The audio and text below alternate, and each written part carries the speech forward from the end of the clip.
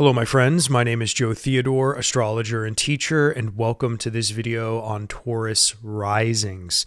If you are a Taurus rising or know any Taurus risings, this video is for you.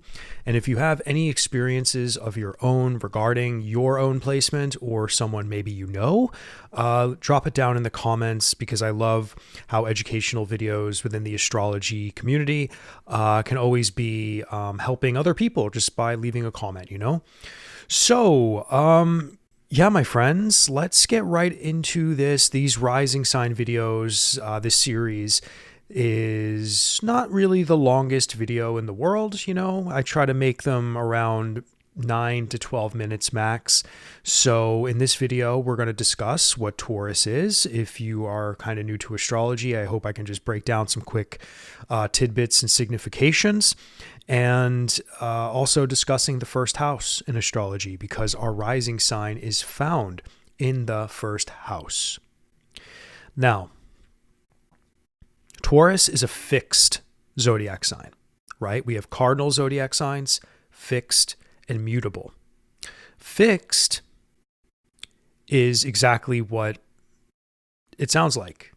Fixed in view, unshakable, stubborn, right? This is why Taurus is notoriously known for their stubbornness, actually, their perseverance, their ability to keep their head on straight and kind of move forward without much distraction, honestly. They are down to earth and even possessive at times. So we're talking about people that have a hard time, in my opinion, like really seeing beyond the scope of their own way.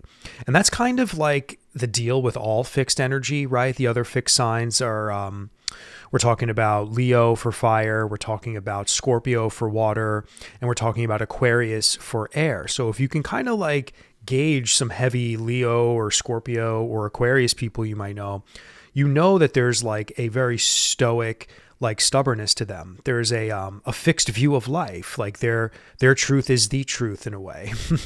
And yes, it takes a while for some of these fixed zodiac signs to kind of like, take advice from other people sometimes, or kind of open themselves up to other options, other ways of thinking and being, etc.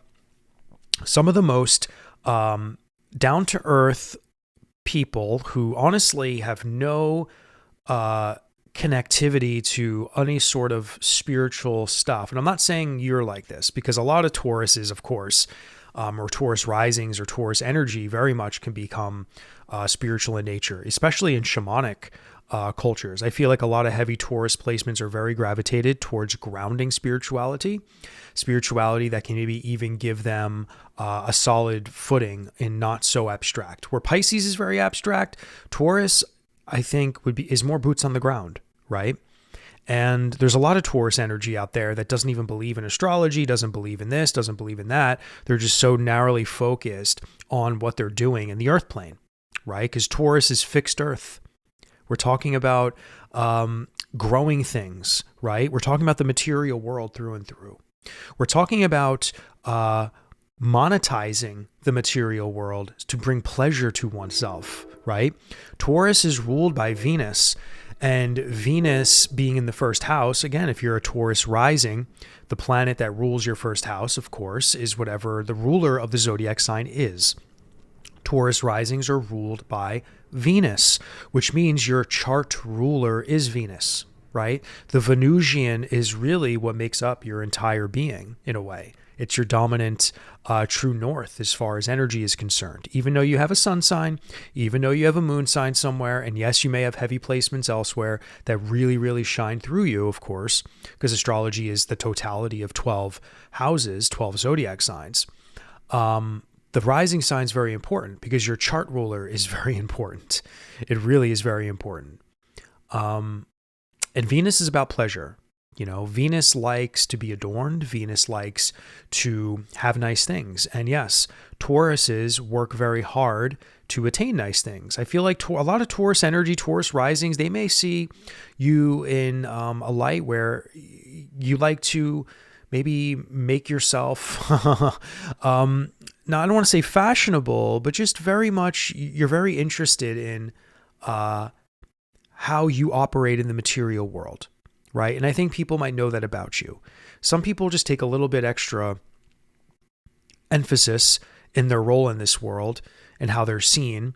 And the material world and what you do within it is very important, where some people just don't give a shit, right? Or Scorpio risings, like they're not so concerned on what they're doing in the world, like innately, right? They're just more curious about understanding truth and bullshit and being intuitive and just understanding deeper things. And they feel a lot and they go through a lot, Scorpio rising. So again, yeah, we all have to operate in the material world, but Taurus risings are different because their main thing, like what they're known for, and what people view them as, right? Because the first house, we're talking about image, we're talking about the body, we're talking about the self, and people see that, the image, the body, the self, when they meet us for the first time. So this Taurian energy, right? This Venusian, this pleasurable beauty that comes in addition to this very fixed earth that's very serious, is like kind of always blended in, right? Like I've met girls in my life when I was younger. I mean, I'm 37, but in my 20s, I'm reflecting on a couple of Taurus risings I used to know, and I used to work with a couple of them. And they had this like goddess, graceful beauty to them, right? They all wore like crystals and beads, but they were not too loud. They were not too quiet. They were very goddess-like. I don't know how to describe it, but they very much loved their jewelry. They very much loved their material possessions, even though they were very spiritual people, but they were also like heavy-duty filmmakers, and they were very serious about their craft, right? So again, it was like this really weird blend of down-to-earthness, but like this silent, stoic beauty, this stubbornness to the way that they approached their work, and they were Taurus risings. You know what I mean? So I hope that I hope that really helps too. So yeah, and some other significations. I have some notes in front of me for Taurus. I've had these notes I've had for like ages. Just keywords. You know, this is just what I teach people when I teach them about zodiac signs. Persevering, down to earth, stable, stubborn, possessive, prosperous, dependable, physical, and sensual. So everything I literally just said about those girls I used to work with back in the day in the film industry, because yes, I worked many different artistic jobs in my past, as many of you might know me if you do know me. I'm also kind of an artist, I guess, but that's kind of exactly what those girls reminded me of. And they're just in my mind right now because they were so Taurus rising. It's just like, they were probably the most Taurus rising people I've ever met in my life, actually. But again, sensual, physical. We're talking about they were dependable in their craft, on their job, on the film sets. They were prosperous because they were making good money. They were very, very stubborn in their view of how they wanted their vision to be fulfilled. They were very spiritual and grounded. They weren't into some woo-woo shit. They were very like spiritual in a grounded sense, right? And they were very resourceful, you know, and they had a vision, and the vision was unshakable. And they were open to advice, but they still wanted to do what they wanted to do because they knew how to be successful at what they wanted to do.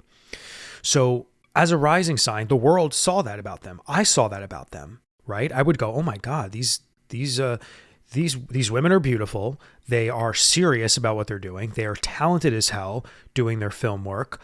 And I was like, Taurus rising. Wow. The world immediately sees them for that. Now, I forget what their moons and suns were because, yeah, I've always been into astrology, my friend. So I forgot what they were as far as their sun is concerned, but it wasn't Taurus. You know, it's just that rising is that first impression, right? And that first house is that first house of self identity, you know? And even the first house has a lot to do with our early life. So a lot of all these rising signs that we talk about here, have a lot to do with like the beginning years of your life too. Because when we do an astrology reading, right, we have the house of home, which is the fourth house.